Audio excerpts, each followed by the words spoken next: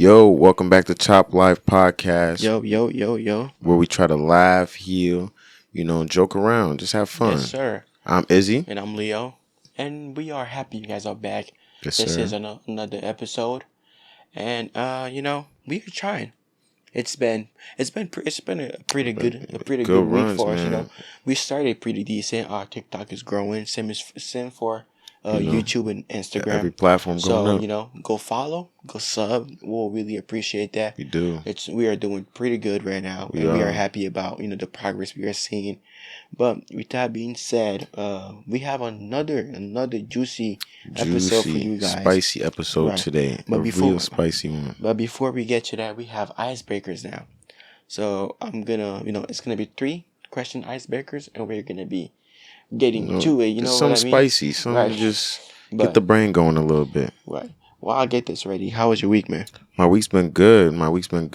Just to keep in mind, guys, we do still work regular jobs, and we still pump out these episodes. So Very much so. Every Monday. Grinding, man. We do this for the love. We do this for Exactly. the love of the game. So stay tuned. We're gonna have episodes out every Monday. Yep. So yeah. So for the question number 1, the icebreaker question number 1, what is one thing you grew up seeing your parents do that would get you canceled today? This one right here is perfect for this topic. The whole 50-50 thing, or like even the 100-0 thing, or like I don't believe it could always be 100% to 0. Of course not. But one big thing would be my mom would usually work. Right. And everything my mom does, my dad handles all the finances. Okay. So she goes to work, but as soon as that check hits, it's going into the account for my dad to manage everything and do everything. Right. And I feel like in today's culture, you can't, every female, I'm sorry females, but every they try to be this boss, independent, like nowadays trying to tell a girl like, yo, look, I'll control all the finances, everything coming in, just trust me with it. Right. If you need money, I could just send you some, I know the funny part? It's the opposite with me. For real? I let my wife control all of the money. Hey. I'll go to work, I bring the money, and she does everything. She pays all of the bills and makes sure, Everything's is straightened up. straight and balanced out. Uh-huh. I think that's a little better because, it just takes out the stress off of you. Knowing Knowing that you go get the money And she's in charge of, making sure your money is good. But people, not every female. Not every. I'm telling you. My wife is a special person. She. That's a rare find. I'm telling you, she makes sure we get to the bottom of everything and make sure we have the money there. Man. So, but don't get you a lady that's gonna.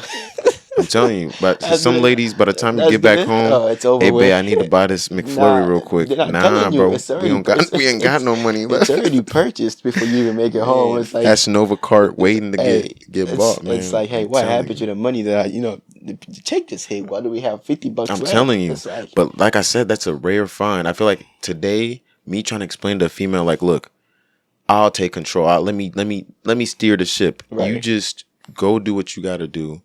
I control everything. I deal with it. Now even people have debates about 50-50 being in a relationship. My God. So what do you think of those 50-50 talks?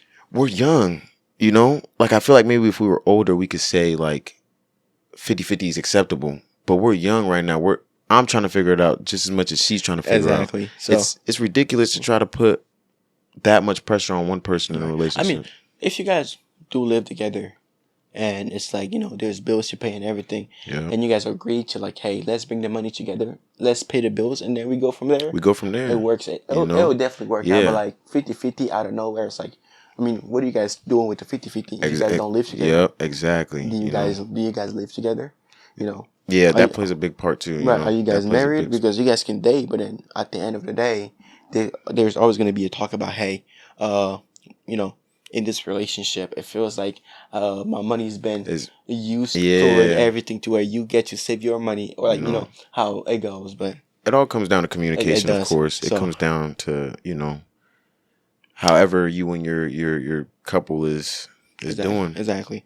So question number 2: if your partner said, "I don't do chores," is it over? 100% over. It's cooked. It's cooked. We're packing it up. I'm sorry. Scrapped. It's done. It's over with. What do you mean? Bro, after coming home from a day of work or something like that, we're both working, Right. let's just say, the type of girl I go for, hygiene and all that is already in the pack when I'm looking for you. The starter pack. So little things like, hey, babe, them dishes are getting a little piled up there. You mind? Wait a minute. Are you the one saying it, or she the one saying it? No, she's the one saying it to me. Oh, well. I'm chilling. Hey, babe, man, them dishes is starting to pile up, man. You mind just, you got to go get that, little bruh. You feel me? Like, no, we're not doing that here. Right. I think it's just be a thing where, obviously, I'm not going to be making a mess on purpose. But if you see something to do, you know, it makes life easier for you to just do it. You know what I mean? Take care of it. You feel me? The house smell a little funky, you know. Put some powder on the carpet, vacuum it up a little. Open the window, something, man. Let me ask you. So in that, let me say, how do I say this? What do you do when it comes to chores? To where if she says I don't do chores, that it's all over. First, it wouldn't even get to that. It's already over with. But if it was to where I really vibe with a girl, I really like a girl to that extent where I'm like, okay, this is a con, because you're always gonna have to accept something. Right. So this is a con I'm willing to accept if you work on it. I would say we could start small. We could start out small. Maybe all I'm asking from you is take the vacuum or the Swifter. I'll even refill it up. I'll even clean it and do all that. Everything ready all you got to do is plug it up, run it on a carpet or the tile, whatever you got to do. And then, you know, I'll handle the rest of the stuff. Dishes, you know. We could start out small. You know, we could start out small and then go from there. All right. So, question, icebreaker number 3. Did you ever hid a relationship from your parents, and why? I feel like every African kid has experienced this right here, man.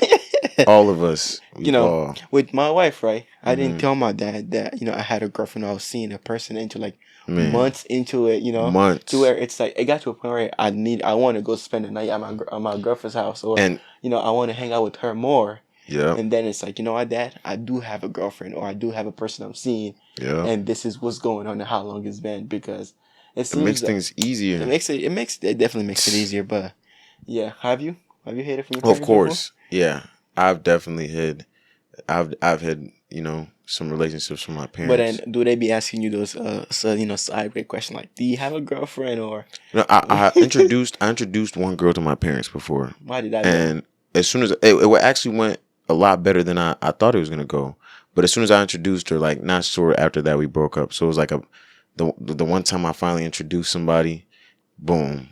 Then your mom comes around. Yeah. Where is she? What happened? You feel me? Why is she not coming around? I feel like we've all been through it, hiding the relationship thing, because it's also, we've never been open to the talk to having one, or like they never opened that gate for you to just be like, hey, you know, this is what I'm doing. You got to sneak around. Yeah. You trying to see your girlfriend or go on a date. You got to, you know, say you're doing something else. Manage the time how you need to manage the time. But it all gets stressful. It gets stressful. So my next girlfriend, I have to forcefully introduce to my parents. Most definitely. Oh, well. So that's all 3 questions of the icebreaker. I hope you guys enjoyed. But yeah. Let us know what y'all think too. That's just a little segment. Yeah, so y'all answer it in the comments. I want to hear what everybody has to say. Let us know. We'll look through it. We'll answer you guys back, and let's get back to this. Let's get into the episode. So today's episode, the theme is relationships, identities, and how our family expectations block us from maybe entering a certain relationship or thinking too much about it to not enter the relationship. So let's chop. Let's chop it up. Boom. So how would we like, can love really be blind when it comes to your culture? Like, can your culture keep you away from maybe dating somebody or meeting somebody and having that block in your mind that's like, my mom wouldn't like this one, or my dad wouldn't like this one. Right. Let me. When a pum sweet. Oh yeah, when it's sweet, man. Sometimes your mind decreases just a little bit. You know what I mean? Like, it just your mind. You know. I'm sorry. So let me be serious. Yeah. Man, I'm telling you, you know, love can be blind, and you know, it gets to a point where you don't really think about culture anymore. All the thing you think about is love. Like, I love this person so much. I'm willing to go to war about her with anybody when it comes to her, you know. So culture is the last thing that people think about when it comes to dating somebody whenever they love the person. Because you're too deep in already. Exactly. You've already, especially that honeymoon phase, that beginning phase, you're too deep in. You're not thinking, what is my parents gonna think? Right. You know, you're just diving in and hoping for the best. You know, and even me, I've caught myself avoiding maybe dating a certain race, right, or a certain, you know, ethnicity, or some girls I don't even get the chance or the light of day because it's like, I'm thinking long game. It's gonna be too much for my parents. I'm thinking long explain game. everything to them. You meet a girl, who she is and where she's from and everything. So you meet a girl, you vibe. She has some type of tattoo. You know your parents aren't gonna mess with. You know, you bring it, guess that, man. Exactly. Like, it's just, there's so much thinking that goes into it, and obviously, you know, it's you who's dating this person at the end of the day. But at the same time, you still want, obviously, your parents to approve of this person, because it just makes things easier. I want you to be close with my parents. I want you to be close to my family. But I think a lot of times it does block us from maybe exploring certain things. We're like, it's gonna be too much to explain to our parents. I bring this one home. Thigh tap all the way going down the side of the leg. It's over. It's over. As soon as she gets out of the house, it's like, come here, come sit down. It's over. Let's talk about it. Let's talk. Have your parents ever, like, maybe laid some rules down? Or I think it's mostly moms. My mom told me, whenever you do go to America, just make sure you don't bring no white girl home. And I was like, okay, you know. I didn't understand what that mean, but she said, just make sure you don't bring the white girl home. And I'm like, that's a little bit. Yeah. That's a little bit, you know. It's harsh. It's harsh. It's a little harsh. Hey, it is what it is. I never really asked her why she said that, but I bet she has her own reasonings why she said that. Do you think they equate marrying in your culture to, like, success? You think is that why they maybe critique so much on who you date? You know, you know what I think about that? I think the reason why they want you to be married with somebody in your culture is how they can relate with the other family when it comes to issues, because every relation, there is always going to be issues. Yeah. So whenever you do run into an issue with your partner and you go to your parents for advice, or she goes to her parents for advice, I want to relate. You know, the parents can always talk to it, or you guys can talk to it as a group to where it's easier to navigate those type of environments when it comes to parents being from the same culture. Yeah. It's like, oh, here is this issue. Parents are like, that's right, your husband is right. And then her parents are like, you know, your husband is right. But, you know, there is some issue that they will relate to that will be able to go through it smoother and easier. So that's what I think the parents want. So do you think if I go and marry somebody outside my culture right now, do you think that's me betraying my culture? No. Because I'm thinking about it, I'm the only boy in the family. I carry the family name down. Right. I go right now and I date Becky. Now, me dating Becky, right, I end my family line right there. All my sisters are getting new last names. I'm the only one holding it down right now. But then let me ask you a question. So then, you being the only boy in your family, how important is it for you to carry the family last name on whenever you start having kids? To where, let's say your partner's like, hey, you know, we can start having kids, but I want the kids to have my last name instead of yours. How would you feel about that? How would you navigate that? Me, the last name thing doesn't bother me that much. But our parents, they're strong on it. They're strong on it because they're like, that's how you keep the family name alive. Yeah, but of course I'm also a man too, so my wife is gonna have to carry that last name with her. Right. But at the same time, my thing is more of carrying the culture on. I want my kids to still be cultured in everything. I want them to eat the African foods that I eat. I want them to speak at least the native language, you know. You know, a little bit. I want them at least understand. Yeah, I want them to be tapped in. So me, when it comes to that, I think less on my last name and this, that, blah, blah, blah, blah. More so, I think about just the culture. Yep. I want my culture to stay alive, you know. Exactly. At the end of the day, if our culture disappears, we don't have nothing left. You lose your identity. Yeah, we don't got nothing left. So I think it's more cultural. You know, I want the ancestors to keep going down the line and not just cut off and boom. Now, because I date somebody outside my race, my kids don't know a lick of anything African. You know, they don't want spicy food. They don't talking about spiciness hurts the tongue, and they're eating just some basic, you know, McDonald's McDonald's spicy chicken sandwich, and it's too hot. It's spicy for them. Man, see, it's just those little things that make you like. You know, think about stuff like that before you hop into a relationship. So now I have an interesting, you know, question here. You know, should love be conditional when it comes to family being involved?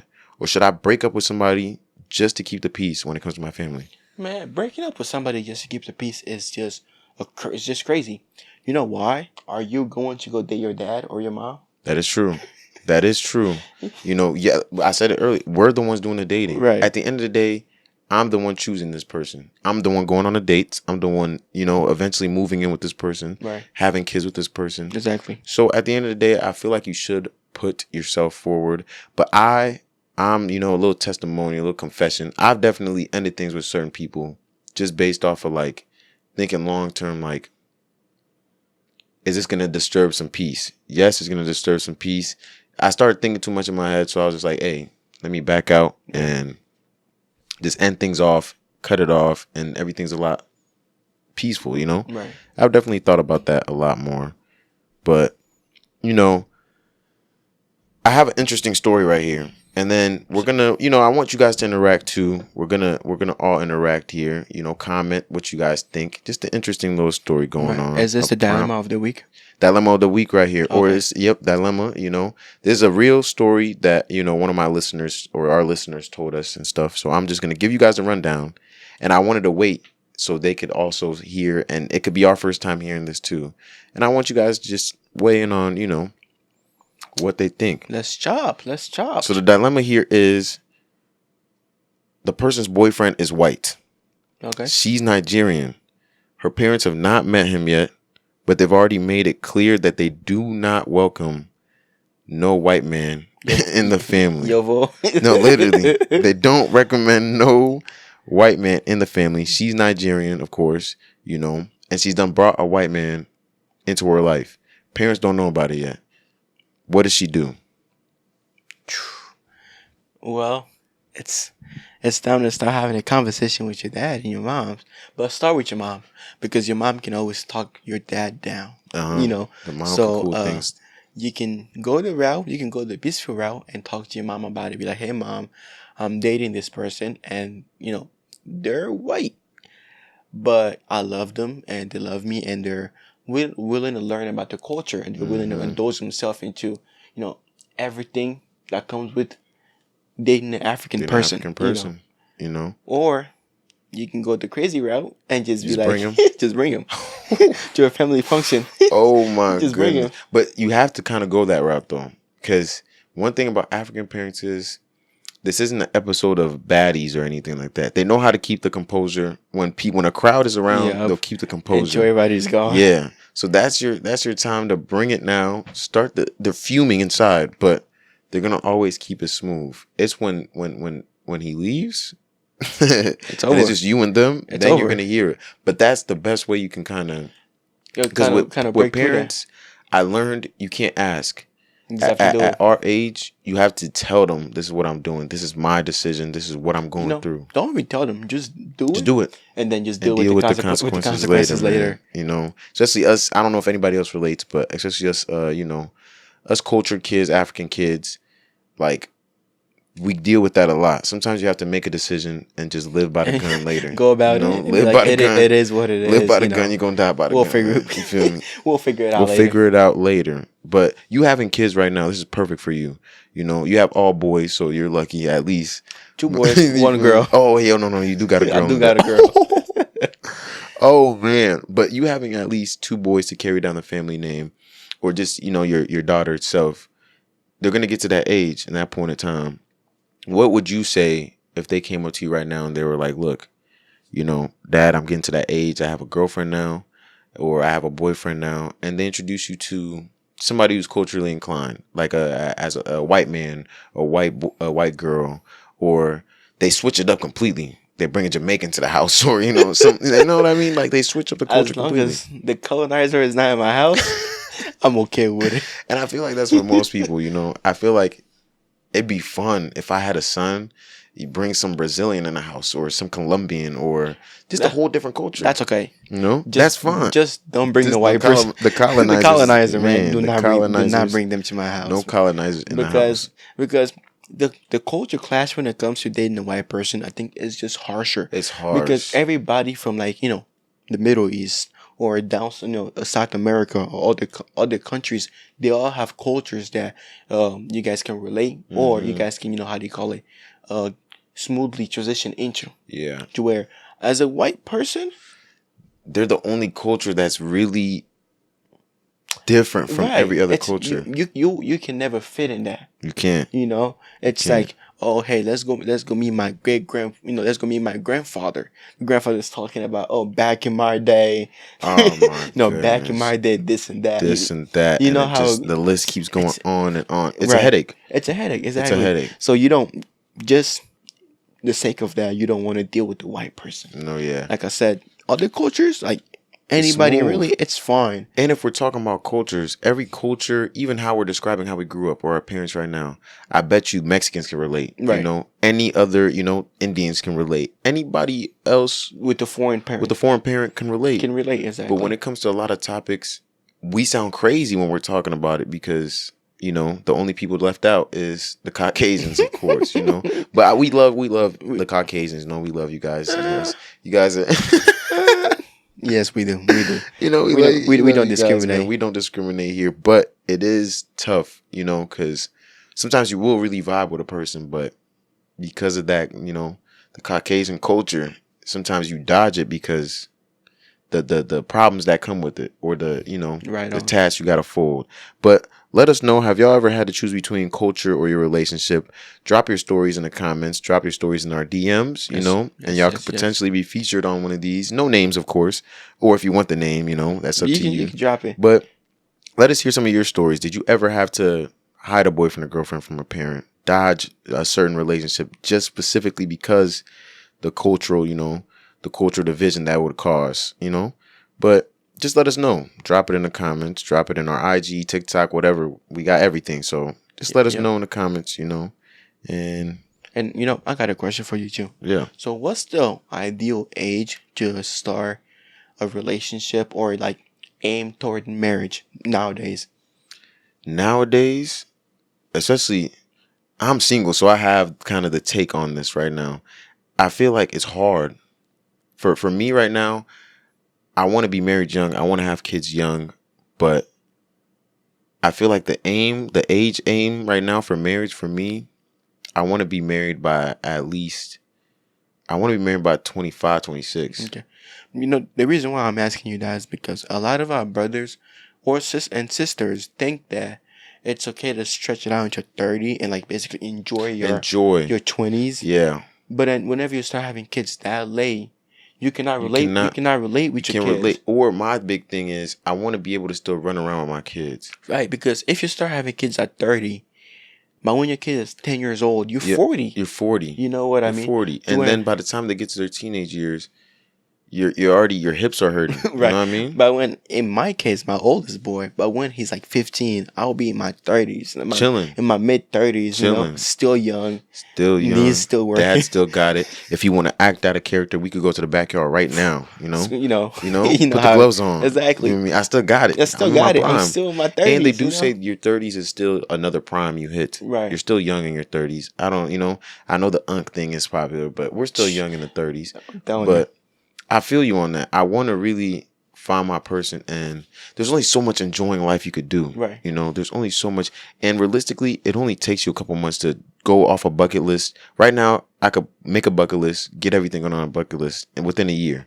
So when it comes to people saying like, "Oh, I want to travel. I want to do this. If I have a kid, it'll block me from." That stuff is still there. You can still have one kid and still travel with your partner and the wife.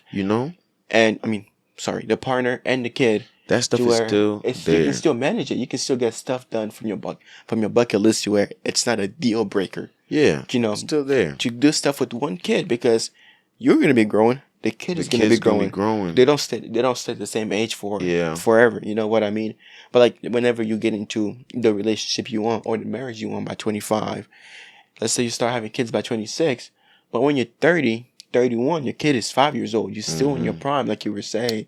So it's not gonna be too harsh. But when you're 35 going to 40 and your son is now just turning 4 or 5. You don't relate to nothing no more. Exactly. At least my 30s, I'm still a little on the young side. Exactly. I could get away with doing young stuff too, with my kid and stuff like that. Exactly. When you hit a certain age gap, I'm basically Gramp compared to my you know, I don't want to feel Right. like I'm It's Gramp like you're compared old. to, yeah, I don't want to feel like I'm a grandpa compared to my kid. Right. So that's really the thing that's tough for me right now is, you know, I also tell myself like, oh, I'm not ready for one, but I feel like you're never ready for a relationship or a kid or either. marriage or kids. Exactly. You're never ready for any of it. So when it comes to people saying, you know, enjoy life, enjoy life, enjoy life, it's like even me right now where I'm at, I feel like I've enjoyed enough. You know what I mean? I've enjoyed enough. The only thing I could say I would do more is travel and see the world more. Besides for that, we've done enough to where it's time. Right. So another question for you: has your parents been pressuring you about the marriage thing, or Oh my God, you know, giving them grandkids yet? Grandkids know. Grandkids, at least they know. I don't got it in the tank for that right now. Right. But marriage, yeah, it's been a question that's been popping up a lot more. You know, especially our parents. Think about it.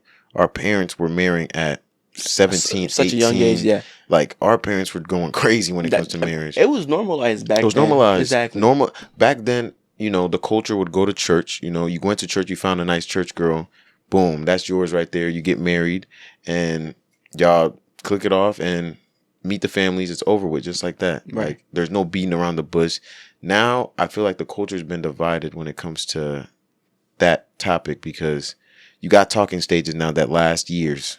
You know, I know you probably wouldn't know what's going on out here now, but zero. But it's crazy out here, bro. Like you could be talking to somebody for a year straight, and it's like it's still the talking stage. It's still the talking stage. We haven't, or the talking stage has felt so much like a dating stage that we forgot to even ask to date, or people forget that the goal is marriage. Marriage, yeah. You know, I feel like now where I'm at within the first like 3 to 4 months, if I don't ask you to be my girlfriend or anything serious, it's time to just call it. It's time to call it. Or else it's just gonna keep going on to that talking stage. You guys already done every relationship thing in the book. Right. It doesn't leave no room for any type of anticipation or guessing in the relationship. It's just one long talking stage, and then out of nowhere, you guys just decide, it's not gonna work. It's not gonna work. And it's like you could have told me that 6 months ago, you know. Right. So I feel like nowadays the culture clash and like how our parents came up compared to us,